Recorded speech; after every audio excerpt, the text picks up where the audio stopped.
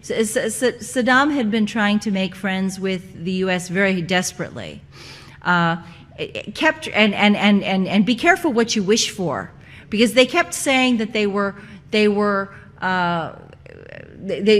Iraq would be a strategic bulwark against Iran, and would be a way of balancing Iran's return to power and rise of authority.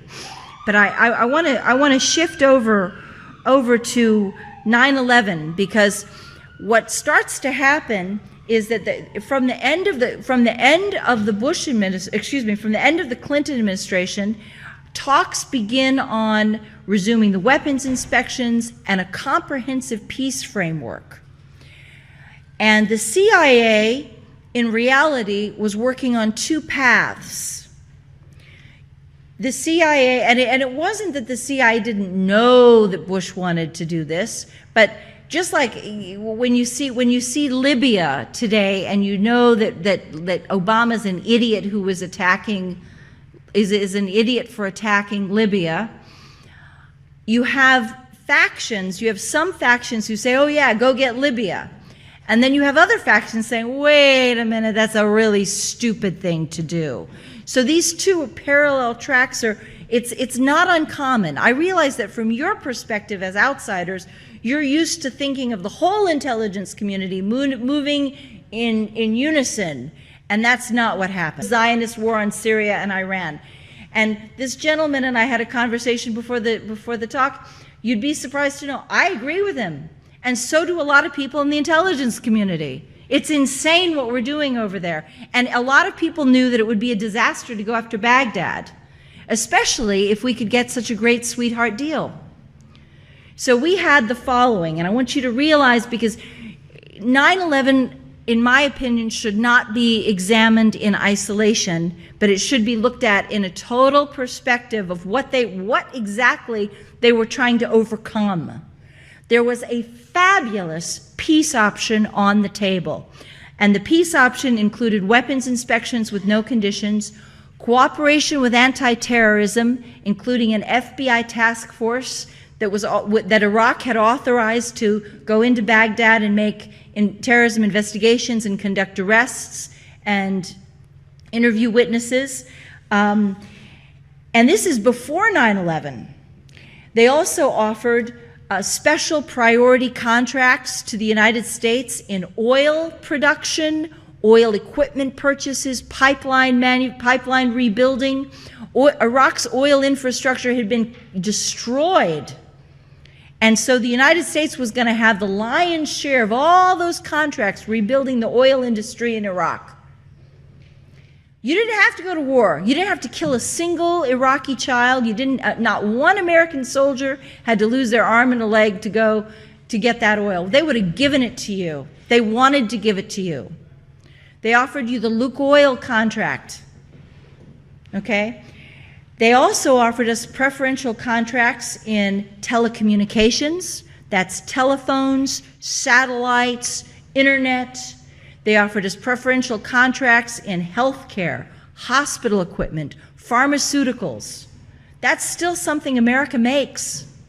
They offered to buy 1 million American manufactured automobiles every year for 10 years. You know, I got to tell you, if I had been allowed to talk, do you think George Bush would have got reelected? He was never elected in the first place. Yeah. Yes, that's right.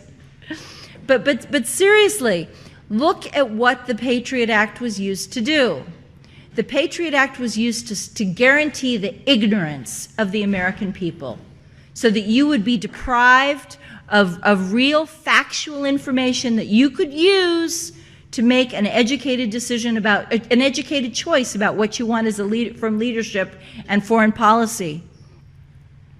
And in the middle of this, while these talks are going, and the CIA is pushing hard, the CIA was going for everything they could get. And I am, quote, deniable in the sense that the CIA doesn't have to admit that it's all true, but because we have the wiretaps, thanks Patriot Act, because we have the phone emails and we have the phone conversations, which I have them tapes. I have the tapes of the phone conversations. I can prove every single word of this book that I wrote, Extreme Prejudice. And in the middle of this, we have 9/11, which is more horrific in my mind, and which is already horrific in its own right. It's terrible all by itself in isolation. But it's even more offensive when you realize that why they deliberately constructed it. And it was allowed to happen on one hand. It was made to happen. It was command failure of the most egregious sort. But there was also hands-on manipulation. It was both. It was all of these things. The different factions going at it to different degrees that they were capable of contributing to it. And so you have the CIA on one hand fighting to stop it, and you have the other 15% who are wrecking a wrecking ball. And it's easier to tear things down than it is to build them any day. If you want to have you could have 5 people come in and tear up this room right now and have, the 100 or the 50, 75 of us, and we'd be trying to stop them, and they could just damage the place. And it doesn't take that many people. It probably took a team of 10 to wire the World Trade Center with explosives. But that's what they did. And the reason they did it was they knew that the international loathing of sanctions, they wanted war in Iraq so badly. They wanted war in Afghanistan because they wanted to control the pipeline. They wanted to shift it away from Iran. Okay? And these poor Afghani people, I mean, I don't like the Taliban. I don't like the Taliban, okay? I don't. But they had nothing to do with this. They were not, the Taliban tried to tell us about the 9/11, that Al-Qaeda was planning something before 9/11 happens. Throughout the summer, they kept saying, something's going on.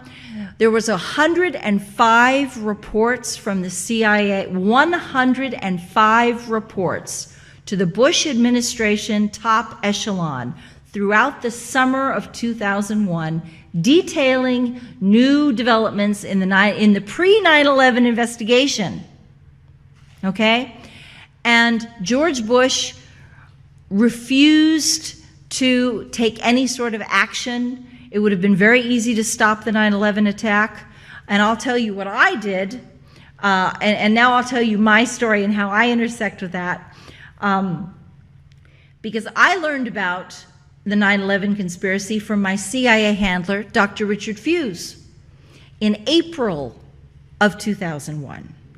I was summoned to his office. He called me at home. We had regular weekly meetings, and we spoke on the phone every day, and he called me up and he said, Susan, I have a message for you to deliver to the Iraqis in New York, and I want you to come right away and get the message, and I want you to go up to New York as fast as you can. Now, I had been a back channel to the Iraqis since August of '96. I'd been a back channel to Libya since May of '95. So I knew, if there was a message, I knew exactly what to do. This was not new territory for me. Anti-terrorism was not something new for me. I'd been doing it for years. I knew the seriousness of it. We know how, we're trained how to execute it. Like if you have a grand policy speech, we know how to break it down into steps so that we can execute a stoppage if we want to. If you want to stop it, you can. It's very easy to do. It's not hard to do. So that's what our team set about doing. In April of 2001, my CIA handler said to me, come over, take this message. We are asking the Iraqi government for any intelligence on airplane hijackings. And we want them to know that if they fail to give us this intelligence, Iraq had already offered to let the FBI come into Baghdad. They were already invited to send an FBI task force into Baghdad. So I said to the diplomats, my friends, I said, hey, please send a cable to Baghdad. Tell them we're looking for this intelligence, and if you get anything, let us know. I went back to Richard. He said, so what did you do? What did they say when you threatened them? And I said, oh, I didn't threaten them. I didn't need to do that. They've always helped us in the past. Iraq was one of our best sources on anti-terrorism for years, because Saddam recognized that that anti-terrorism was something that was a shared value system with the United States. He was very paranoid of Islamic radicals. He was afraid they would destabilize his country under sanctions and take advantage of the dire poverty. And so, he always helped the United States. So if we asked him for something, he had excellent tracking. He'd get it for us if it was real. Uh-oh. If it's real, he could find it. Gee. So I go back to Richard Fuchs. He said, I didn't tell you to be polite to those people. I told you to, and he ripped me, and I can't say it in a church, ripped me up and down, screaming how I needed to go right back and deliver the message, and I needed to tell the Iraqis the threat originated at the highest level of government above the CIA director and above the Secretary of State. And those were the exact words I was supposed to use. Now, there's only 3 people who fit that category: the President of the United States, George Bush, Vice President Dick Cheney, and Secretary of Defense Donald Rumsfeld. Okay? And they were already alleged, according to my CIA handler, he was emphatic on this point, that he did not want the Iraqis to think that it was his threat or my threat or the CIA's threat. None of the above. He wanted me to know it came from George Bush's office personally.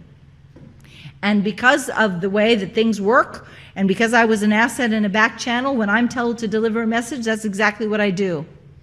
That is my job. That is my function. Back channel dialogue. Even during sanctions. See, this is the thing.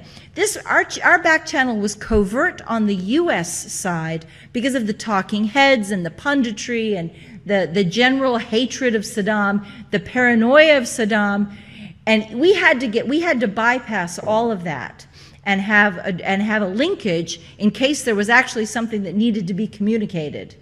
Because you can't just have frozen communications. There are times and terrorism is one of those times. And Iraq, again, had superior tracking, worked very well, really great, always helpful, if they had the intelligence.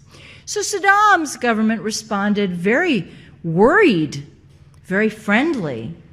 In May of 2001, we were told that if the United States thought there was going to be a terrorism attack involving airplane hijackings and a strike on the World Trade Center, we should send the FBI immediately. The FBI task force. The diplomat assured me right there in that meeting he'd already been authorized to invite the FBI. Baghdad had already done it. He said, look, if you think there's something going on, by all means, send the FBI into our country right now. I can assure you I'll sit down with anybody next week. And I'll prepare the paperwork for them. I'll tell the ambassador we have to do this right away. You just give me their names. Give me the names of the FBI agents. Come on. Do it. I went back to Washington and I said, well, Richard, here's the answer to their threat. They said, send them on. Come on, let's do it. Bring it. Remember how George Bush liked to say, bring it, baby? The Iraqis said pretty much the same thing. You think there's something here? Bring it. Come on, let's do it. So throughout the summer, we had this weird thing happening where the Iraqis were promising everything you could possibly want.